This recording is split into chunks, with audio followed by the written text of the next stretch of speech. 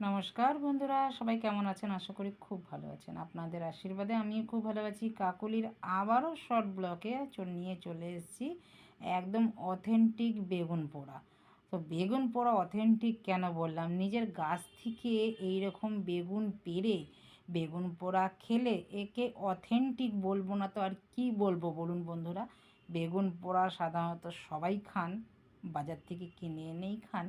আমি বাড়ির গাছের লঙ্কা, বাড়ির গাছের ধনেপাতা, বাড়ির গাছের বেগুন তুলে আজকে বেগুন ভর্তা বানাবো। বেগুনে যথারীতি তেল মেখে নিয়েছি, টমেটোতে তেল মেখে নিয়েছি।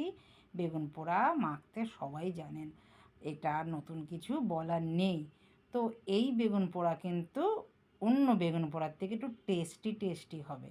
আমি বেগুন পোড়াতে শুকনো লঙ্কা দিলাম, শুকনো লঙ্কাটা একটু পুড়িয়ে দিলাম, কাঁচা লঙ্কা, পেঁয়াজ, আদা দিয়ে আমি টমেটো এখানে মন খুলে একটু সর্ষে তেল দিলাম, লঙ্কা নিলাম। এবার ভালো করে ভালোবাসার হাত দিয়ে ভালো করে মাখবো।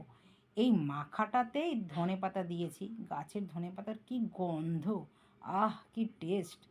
মানে মাখতে মাখতেই জিভে জল চলে আসার মতন একটা বেগুন পোড়া। ভাত দিয়ে খাবেন আরও ভাল লাগবে, চেটে চেটে খেয়ে এত সুন্দর লাগছে, সে